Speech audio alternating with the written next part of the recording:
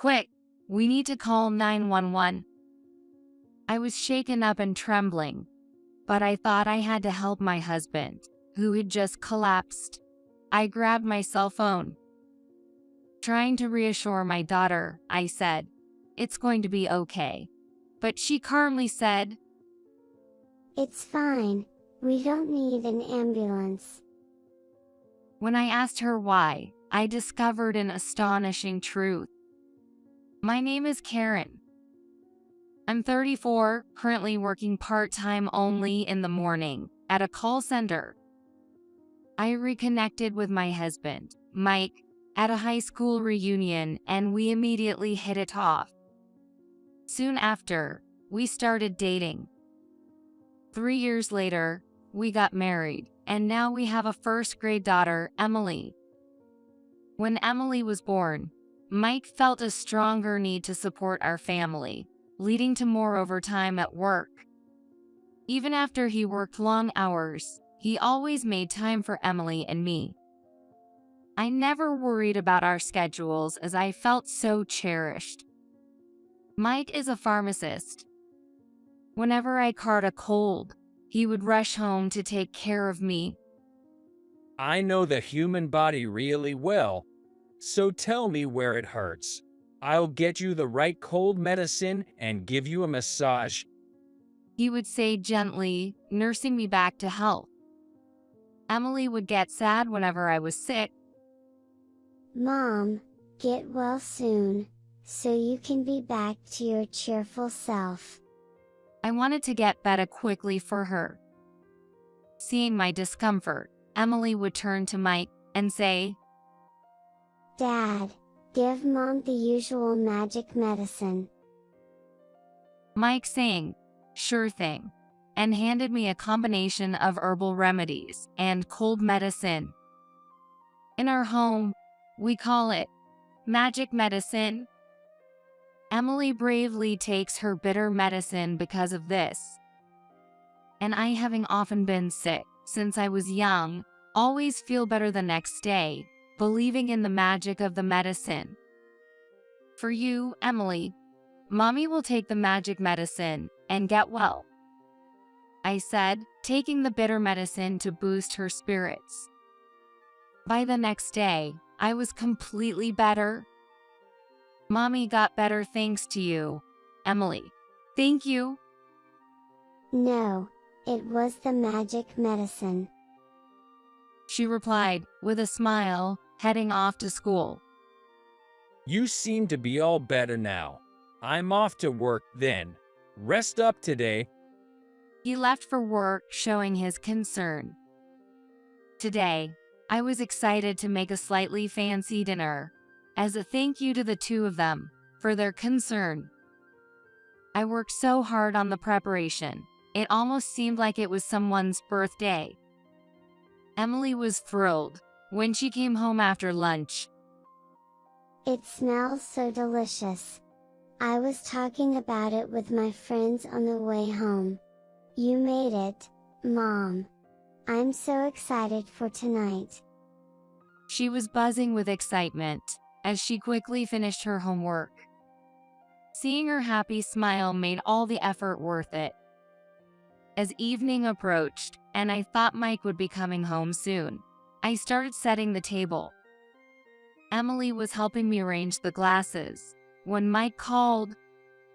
Sorry, I thought I'd be home early today, but my coworker needs advice.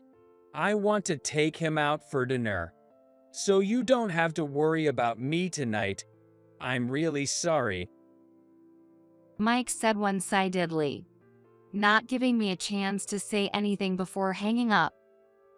I thought it must be important, and resigning myself to the situation, put down my phone and told Emily, "Daddy has something important to discuss with someone from work, so he doesn't need dinner. It's a shame.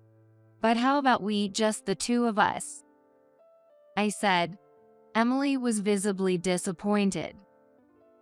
"What? Daddy's not eating. But you worked so hard, Mom." She suppressed her own sadness, showing concern for me. I felt my heart warm, realizing how caring she had grown. The meal I had prepared for the three of us was disrupted, but Emily's kindness made the disappointment fade away. As long as you eat, Mommy is happy. Then, I'll eat Daddy's share too, She said, smiling and eagerly eating her meal. After we finished and cleaned up together, we enjoyed dessert and had a relaxing evening. I thought Daddy could have joined us for dessert, but he didn't come home. Yes, I'm worried about Daddy too. But let's get ready for bed, I suggested. Emily and I waited for Mike's return, but as he didn't come back, we eventually went to sleep. That night, Mike didn't come home. It was around 5 a.m. when he finally arrived. Trying not to wake us, he quietly opened the front door. I was up preparing lunch and breakfast, so I noticed and went to the entrance. Seeing me, Mike immediately apologized. I missed the last train home because the talk went on so long, and I had to wait for the first train in the morning. I'm sorry for worrying you. Realizing how serious his discussion must have been, I refrained from complaining and said, "You should take a bath first. I'll prepare your breakfast in the meantime." Yeah, thanks. I'll do that. Later, Emily woke up, and the three of us were able to have breakfast together. Emily excitedly told Mike all about last night's dinner. Daddy, why did you have to be away for such an important dinner? Mom made a really fancy meal yesterday. Really? I'm sorry, Karen. I promise I'll be home early today. He promised me, and we all left the house together. I couldn't make another luxurious meal, but I planned to make Emily's favorite omelet, and headed to the supermarket after work. At the supermarket, I ran into Emily's friend's mom. Oh, Emily's mom, long time no see. How have you been? Jake's mom. What a coincidence to see you. I've been feeling a bit under the weather lately. Maybe it's just my age, I said, and we chatted. Then she made a suggestion. Hey, why don't you let Emily stay over at our place next time? That way, Karen, you can have some time to yourself to relax. Jake likes Emily, so he'd be thrilled to have her over. Really? I might just take you up on that offer, I replied, and we agreed on a date before parting ways. When I got home and Emily returned, I told her about the encounter. Hey, guess what? Today, I ran into Jake's mom. She invited you to have a sleepover at her house. Hearing this, Emily's face lit up with excitement. What? Jake's house? Can I really go? Of course you can. Just be sure to behave yourself. Jake's mom said you can come over this Saturday. Emily eagerly started preparing for the sleepover, as did Jake, apparently. I silently thanked Jake's mom for her thoughtful suggestion. That evening, Mike came home early. Emily happily ran to the door to greet him. Daddy? Guess what? I'm going to sleep over at Jake's house. She excitedly reported to Mike. I explained to Mike how it was her idea, out of concern for my health, and he responded. Then, I'll make plans for Saturday too. Go out for lunch, do some shopping, and enjoy yourself. I'll pick up Emily from Jake's house on Sunday. Really? Then I'll do just that.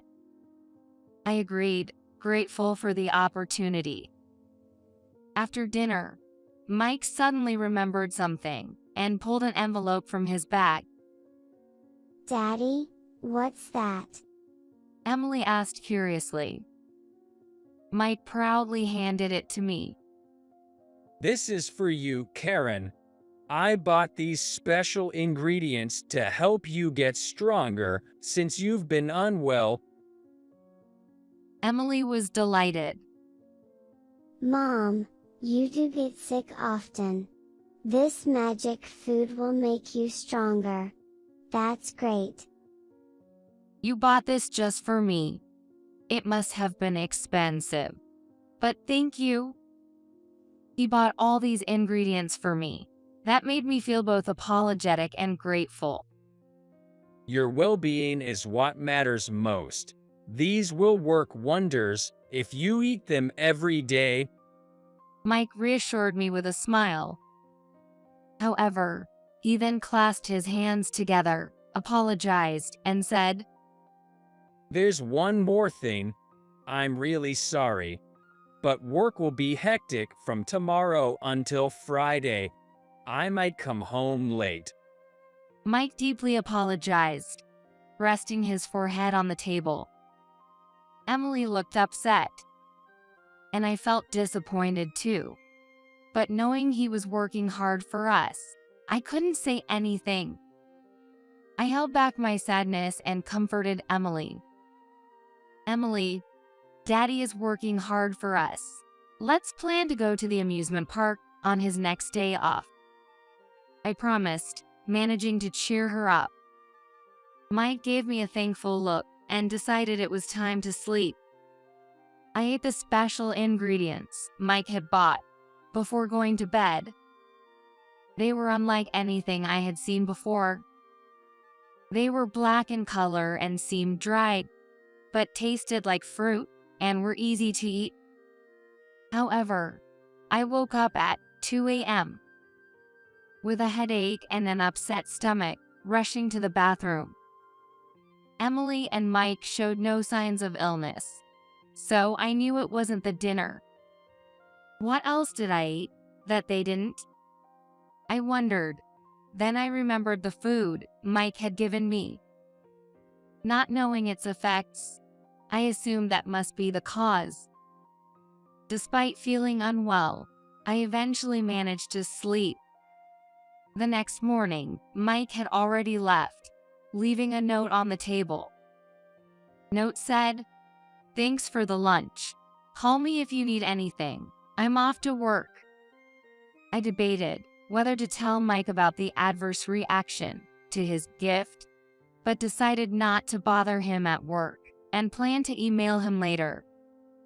For the time being, I chose to stop eating this special ingredient. A few minutes later, Emily woke up and, over breakfast, excitedly planned what she would do at her sleepover with Jake. We got ready and left the house together. Will we not see Daddy for a while? Maybe he'll be home when you're asleep and leave for work before you wake up. You could leave him a note if anything comes up. Emily agreed, and we chatted about trivial things as usual on our way to work and school. When I arrived at the office and was getting ready for the day, I received an email from Mike. "Don't forget to eat it today. It's important to continue daily," he had written. I replied, asking, "What effects does it have?" His response came in the evening. That said, that ingredient is full of various nutrients and has no harmful effects, so don't worry. I thought maybe my body, being weaker than others, had a rejection reaction. Even though Mike's email assured me that it shouldn't cause any health issues, remembering yesterday's headache and stomach pain made me hesitant to eat it again. Feeling guilty about throwing it away, I decided to put the ingredient in Mike's daily lunch, hoping it would keep him healthy. This way, Mike could benefit from it, and I wouldn't have to discard it. I planned to buy supplements and healthy food that suited me better. A few days passed, and Mike didn't complain of any health issues, confirming that It was just me who couldn't tolerate the ingredient. Finally, the long-awaited Saturday arrived. Emily went off happily in Jake's mom's car for the sleepover. Mike left early in the morning for a hot spring trip, allowing me to have a relaxing day. I occasionally received emails from Jake's mom with updates and photos. Emily was beaming, baking sweets with Jake. I enjoyed my day, going shopping, and having dinner out. Sunday came quickly. Mike messaged me, "I'm taking Emily to see a movie, released today, before coming home." Feeling a bit guilty for having the day to myself, I appreciated Mike's kindness. In the evening, when Emily and Mike returned, Emily looked a bit sad. She's been like this all day. Probably sad about saying goodbye to Jake. Mike explained. I remembered feeling the same way as a child and empathized with her. It means you had a great time. Let's invite him over next time, I suggested, hoping to give Jake's mom a break as well. Emily nodded and helped me with dinner preparation. Mike excused himself to take a bath. As he left, Emily tugged at my sleeve. She was about to speak when a loud noise came from the bathroom. Rushing to the bathroom, I screamed in shock. Mike had collapsed. We need to call an ambulance. Now? Despite trembling, I managed to pull out my phone from my pocket to make the call. Trying to reassure Emily, I said, "It's going to be okay." But she calmly responded, "No need for an ambulance." I was shocked by Emily's words. "What are you talking about?" "Daddy did something bad, and he's being punished by God." I couldn't comprehend her reasoning at the moment. As I thought that saving a life was the priority, I convinced her to let me call an ambulance.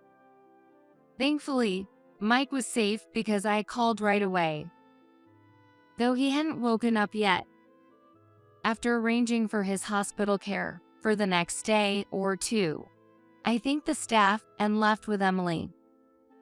When we got home, I asked Emily what she was trying to tell me earlier. "Sorry, can you tell me what you were trying to say earlier?" Emily then recounted her experiences during the sleepover and the movie. As I listened, my expression darkened. Here's what Emily said. "Recently, before bedtime, I've seen Emily's dad walking in front of our house." Jake seemed to have said during their sleepover. But Emily was puzzled. "Really?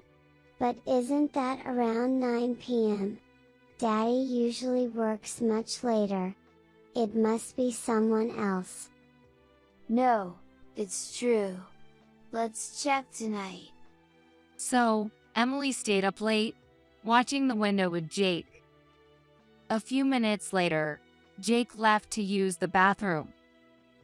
While Emily was watching out the window, just as Jake had said, it seemed like Mike walked past their house.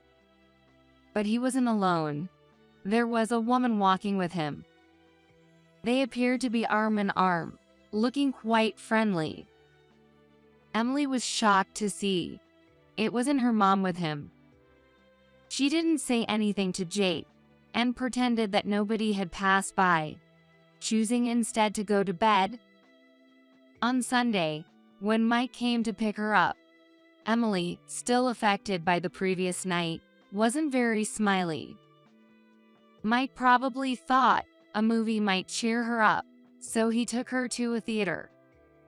When Mike bought movie tickets, he mentioned, "I accidentally got an extra one for Mom." Emily, with a small laugh, said, "Silly dad." But during the movie, Emily noticed Mike was distracted, whispering to someone. Hey, My daughter is right here. Oh, it's fine. She'll be my stepdaughter soon, right? Hey, Emily, you must be happy. I'm prettier than your mom, right? Emily was startled to be addressed by a woman she didn't know. Mike told the woman, "Stop talking like that." However, it seemed Mike continued to be intimate with the woman during the movie. Emily realized the extra ticket was a lie. She returned home, not making much eye contact with Mike, her lack of smiles due to this discovery. I was shocked to hear this, as Mike had never shown any suspicious behavior. It was hard to believe Emily's story, but she wasn't a child to fabricate lies. While I was reflecting on the situation, Mike's phone rang. Mike's phone was left on the desk when he was taken to the hospital. It had received multiple notifications. Curiosity got the better of me, and I peeked at the messages. They were from a woman.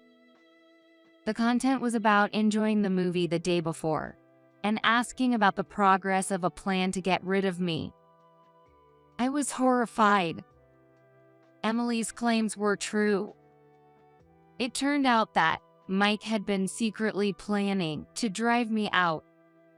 I desperately recalled his recent actions, but there were no hints of such a scheme. So I guessed it hadn't been put into action yet. Then, I received a call from the hospital. They wanted me to come because they had diagnosed Mike's illness. When I arrived with Emily, the doctor talked to me.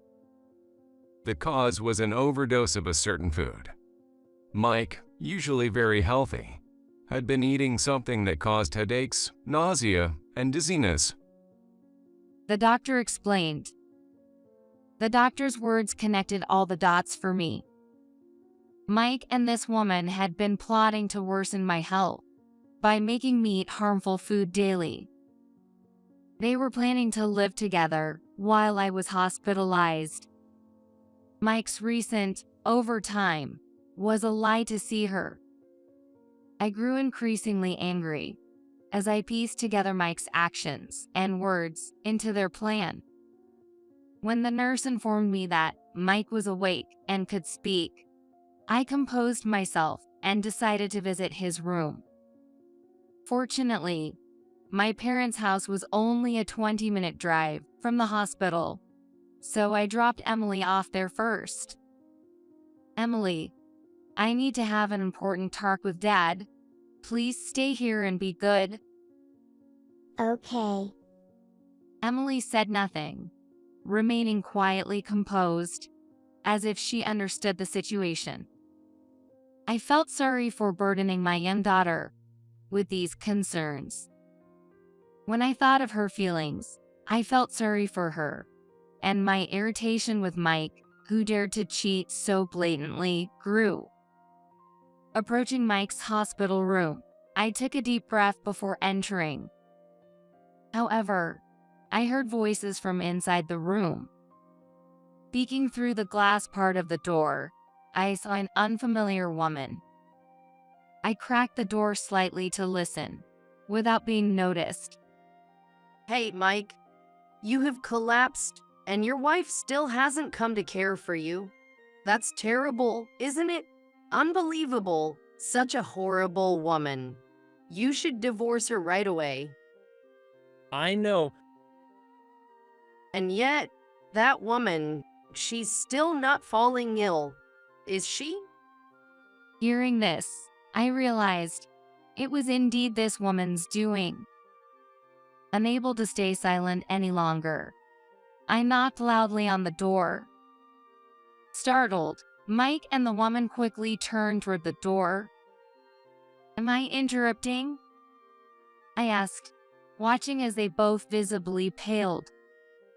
The woman stood up, flustered. Oh, you're his wife. I'm Mike's coworker. I just came to visit him because I was worried. Well, I'll be leaving now, She said, hastily trying to escape. But I blocked the door, determined not to let her go. "You've come all this way. Why don't you stay a little longer?" I said to her with a smile. She looked unsettled, her eyes darting around, seemingly betting that his secret was still safe. Mike pretended ignorance. Oh, yeah. Why don't you stay a bit longer? Johnson, He said, his face sweating and his tone of voice off. There was an odd tension among the three of us. The woman flinched at my slightest movement. Having left Emily with my mom, I didn't want to waste more time, so I cut straight to the chase. "So, you're having an affair with her, huh?" Mike's eyes widened in surprise, and he immediately denied it. no, what are you talking about?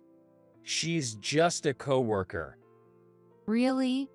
Going to the movies with just a coworker and your daughter making jokes about her being the next wife?" I asked, with a hint of sarcasm. Both were at a loss for words. Looking down, seemingly they were admitting defeat, but I wasn't ready to forgive yet.